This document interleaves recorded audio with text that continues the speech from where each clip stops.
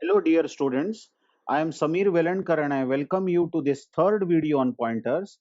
It's time for some demonstration using a C program on pointers.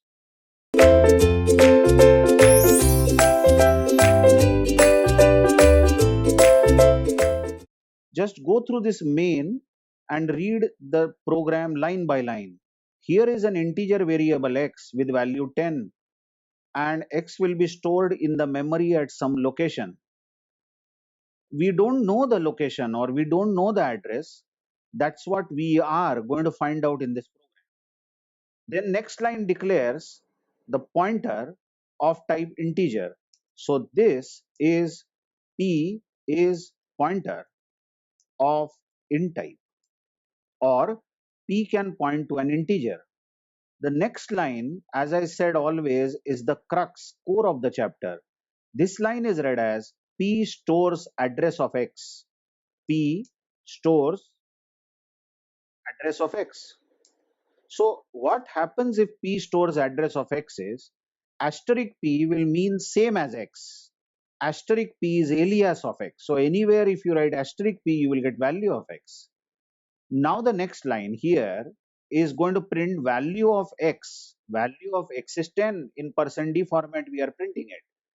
But the line here which prints value of x is percent %d asterisk p, you notice this, is also going to print value of x, which is 10. So the first two outputs are going to be 10 and 10. Now the next line is printing address of x in percent %u format. Percent %u means unsigned decimal, and we know that address is always an unsigned number. And look whose value are we printing here. We are printing address of x. This and x, as you all know, is called address of x, is called address of x. So as a programmer we can easily find out what is the address of x. Just check that this will print something like 65,000 or something like that. In our first video, we saw that address of x is 100. I assumed it to be 100. But here we will know what is the address of x by printing it in percent %u format. The next line is also printing address of x in percent %u format, but it is printing p. Just check what whose value it is printing, p. Now everybody knows from the earlier line that p holds address of x. Address of x. So if address of x is 65,000, p is exactly 65,000. So by printing p, we are going to get the address of x itself. Okay, the next line is really interesting. The next line is printing address of p itself in percent %u format. Because we are printing address, we will use percent %u, unsigned decimal. And look, and p is getting printed here. And you all know and followed by a variable name will give address of that variable. And p is address of pointer itself. Pointer itself. P is a pointer. So you can easily know where is the pointer stored in the memory. Pointer itself stores the address of some other variable, but pointer also has an address. So you can know what is the address of the pointer by using and p.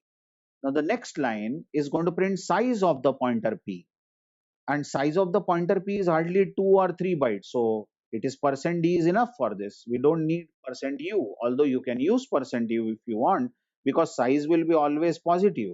So you can use unsigned int for doing this. Now how are we printing size of a int pointer?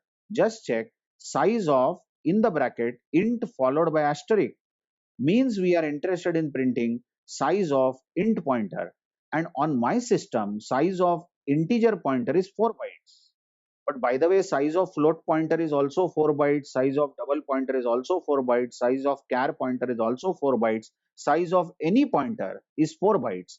Because in the second video we saw, let the pointer have any data type, pointer will always have same amount of size or same memory. Now the next line is printing size of int variable x. X is an int variable, and to print size of int, you simply say size of int. Size of int on my system is going to be 4 bytes. Okay, let's execute this program and watch the output. We have already confirmed the output, but just see the output is going to print various addresses and values. Value of x is 10, value of x is 10. Now notice this second 10 was printed due to asterisk p. Asterisk p is same as x, so it printed value of x. Address of x is 635672, quite large. This is the byte at which x has been stored. And remember, this first address has been printed due to AND x, and the second address is same as the first address. You watch, this is the value of p, and you know p stores address of x. So if you print p, you are going to get the same address as x, and the address of p itself is something like 6356,728, which is different from address of x. So that proves that pointer itself has its own address. And size of pointer p, remember p is an int pointer here, is 4, and size of int variable x is 4. Now notice on your system, it might be size of int variable is 2 and size of pointer is 2, but it differs from system to system. Okay, let's come to another program. Here we go.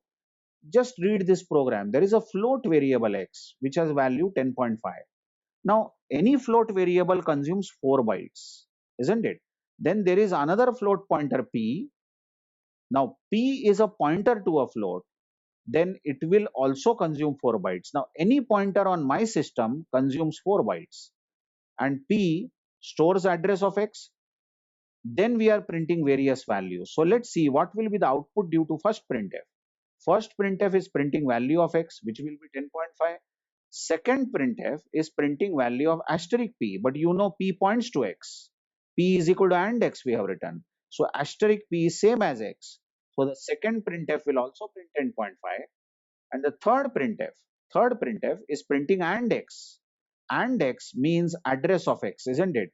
And address of x will be like 65,000 something or very large number, but it will be address of x, and we are printing it in %u format. And the next line is printing p. Now you know that p stores address of x, isn't it? Then by printing p, you are going to get address of x. So the third and the fourth, this third output and the fourth output are going to be same. Now we are going to print size of x. Remember, x is a float variable. Size is always an integer, so we are printing it in %d format, and we are printing size of float. On my system, size of float is 4, and size of pointer of type float, p is a float pointer, is also 4. So size of float pointer is going to be 4. Okay, let's run this program and see and confirm the output. The output is going to print various addresses and values, as you will see shortly. See that value of x is 10.5, value of x is 10.5. These two lines have printed 10.5, but interestingly, second 10.5 is asterisk p. P stores address of x, p points to x, then asterisk p is same as x. The address of x, as you see, is a very large number here, but this address of x has been printed due to AND x, and the second address is same as the first address. This address is the value of p, and you know p stores address of x, so p has to be same as address of x. And the next line is size of float. Remember, x is a float variable in our program. Size of float on my system is 4, but size of pointer, which is a float again, is also 4. Recall in the earlier video, size of int pointer was also 4. Okay, let's not just don't leave the video. Just check this. I am now changing this data type to double. Now I am having a double variable x whose value is still 10.5. Now any double variable consumes 8 bytes. It's a very large variable. Double consumes 8 bytes. Now I am having a double variable, double pointer p. Now p is a pointer of type double, isn't it? But p is not going to be 8 bytes. P will be 4 bytes. Any pointer on my system will consume 4 and only 4 bytes. Next line is obviously known by all of you. P stores address of x, so p points to x. And now I am printing various values. I will use %lf format because x is a double. Then I will use again %lf format because asterisk p is also double. Asterisk p is same as x, and x is double. I will use %u format to print address of x. I will use %u format to print p, which is also address of x. And the size of double, if you see, the size of double on my system is going to be 8, but the size of double pointer, if I print double pointer, it's going to be 4. It's not going to be 8, it's going to be 4. Let's confirm this by running the code. And on running the code, we will confirm that really these first few outputs are fine. What we are interested in seeing is size of pointer p. Remember, p was a double pointer, is 4 bytes, but size of double, remember x was a double variable, is 8 bytes. Okay, let's elaborate more on this. Suppose I have a char variable, let's say char x, and x is suppose character a. Now I have a char pointer. So p can point to a character. P is a character pointer. Now everybody knows that char variable will hold 1 byte. It will consume 1 byte. Any char variable consumes 1 byte. But char pointer is not going to store A, B or C. What is char pointer going to store? Come on. Char pointer is going to store address, and address is a whole number. Now on my system, any pointer consumes 4 bytes. So P is going to consume 4 bytes.